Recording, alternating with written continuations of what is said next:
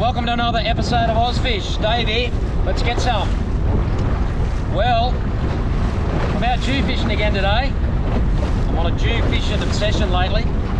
Been on a roll, been getting a few, but yeah, got a little bit of wind from the northeast early in the day today, and yeah, like a little bit of that like real short period, swell. So it's looking a little nautical outside. So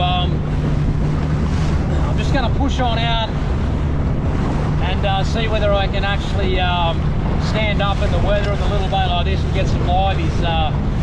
It could be a little bit too rough, you know, but if I can't get them outside, I'll have to come to plan B and yeah, see if I can catch some tailor on that in the harbour to use for live bait. But it's a good lesson in relation to, you know, like using a really small boat and fishing in the ocean.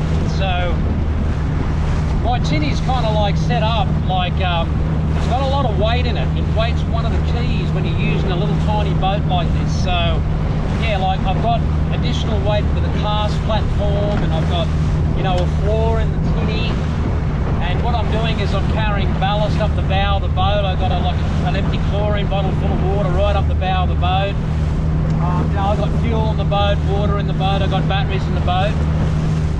You know, all my fishing gear. I've even got a brick in the boat that I use to stand a pole up, and I put my GoPro up really high. So, and what I use is I always use a big tiller steer. I use a big tiller steer on the back of the motor, and what it does is it's really crucial in a little boat because I'm standing right in the center of the boat, and it gets my weight forward. And yeah, that's the kind of like that's the key. It's about weight. And the other thing that you've got to do in a small boat is you got to just slow right down and just take your time, you know. So what's happening today is like yeah, the tide's sort of like running out, which is a really bad combination with the swell and the wind coming the other way. And what it does, it tends to like bore out more towards the center of the harbour and that kind of thing like that. And I can see it pretty rough out there in front of me there. There's certain sections of the harbour where it's running really hard. And what I normally do is like I come right over close to the southern breakwater. And that's one of the keys, because what it does is it gets me out of the main current, and it's a lot calmer. So if I was going down on the northern breakwater or down the centre of the harbour, yeah, it'd just be really dangerous and chaotic.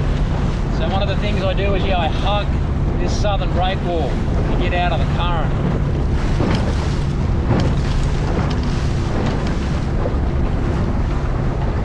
And I'm just going to come out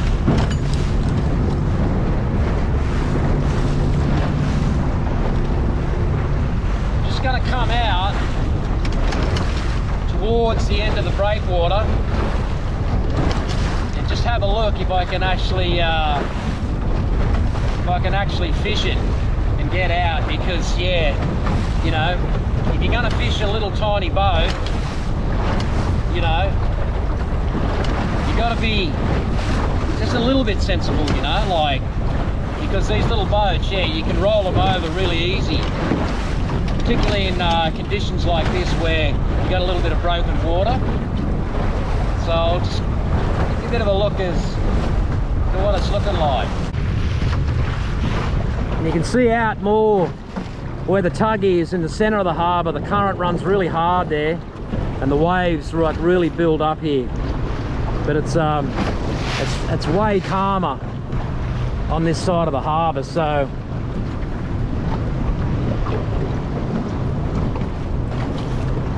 what I'm going to do is I'm seeing if I can just going to duck round the end and get out around the back of Big Ben.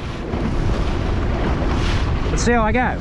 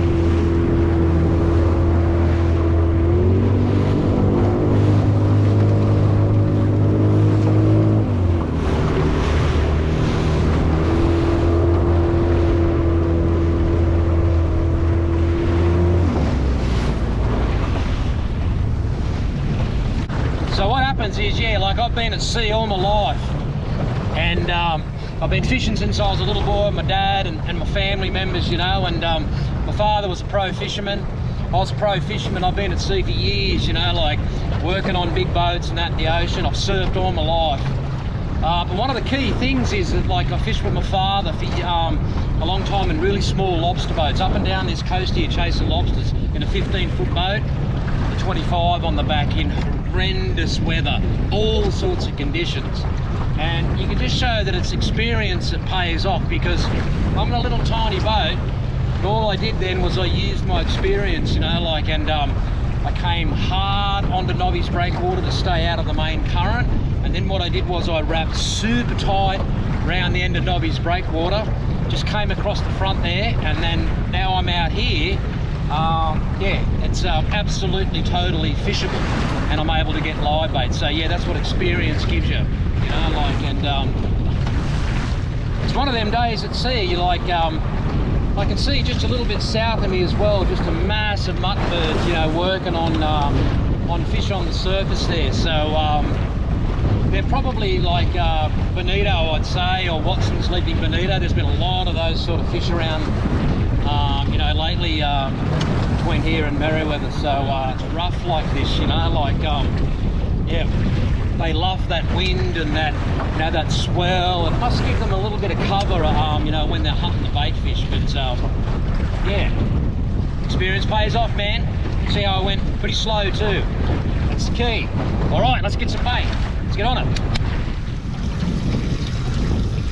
Okay, there's plenty of bait here on the sounder, you know.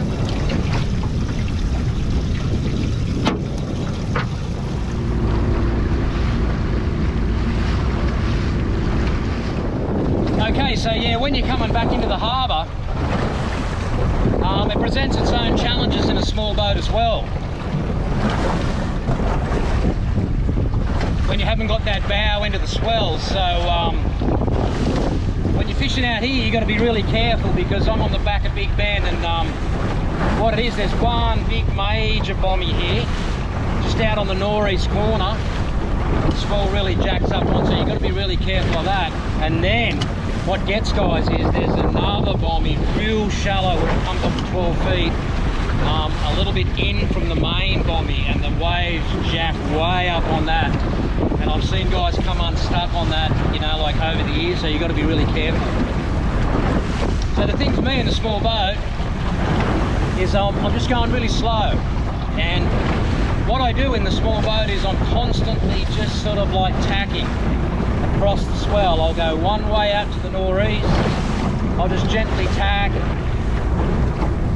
and then what I'll do is, yeah, like I'll just gently swing around to the left to the northwest, and I'll just tack a little bit this way, you know. So I'm kind of constantly just coming down the coast, just sort of tacking the boat. And when I was lobster fishing with my dad, you know, we'd be fishing in really heavy weather in a small boat, but what we used to do is, yeah, like, we would just constantly just come down. We were always watching the swell. You know, if a big swell was coming from the northeast, what we do is we tack out to it immediately. Like, here comes a good swell here. So what I've done is I've just slowly tacked out to it. Yeah, and then as I've gone over the crest of the next one, I can see there's no wave, so I'm tacking in actually to where I want to come home. So that's the secret: low speed, tacking into a swell, always watching the waves, watching for that rogue wave, so you can immediately just swing the bow out into it, go over it, and then ride again. Like, here comes a swell here, so yeah, I'm just going to tack out to it. Yeah, I'm just going to go over it, pretty good behind it. Yeah, I'm just going to tack towards home, and yeah, that's the key. Okay, so what I've done is, yeah, I've skirted the outside of that really dangerous bommy, which is way closer to the breakwater than you think. And then what I'm going to do is, yeah, I'm going to come right in on the end of Nobby's, and I'm just going to duck around the end and into the river, you know, avoiding that main current when the waves really stand up. So here we go, let's get on it. So all I've got to do is dodge the lobster traps, and I definitely don't want to get hung up on a lobster trap today around the prop. That would be an absolute disaster.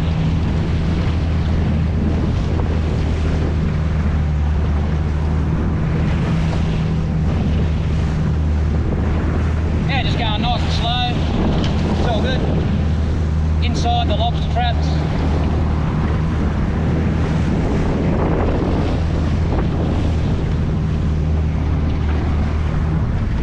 And when I mean hug the breakwater, man, yeah, I mean hug the breakwater. The closer in you get, the safer you are. Because I've got a big square tuck on this tinny, I want to go real slow that, yeah, the wave picks me up and pushes me. Yeah, like this one coming in, I'm only going mega slow and there's sort of nothing to worry about. See, it's pushing me, but just going underneath me, so, yeah, that's what it's all about, man.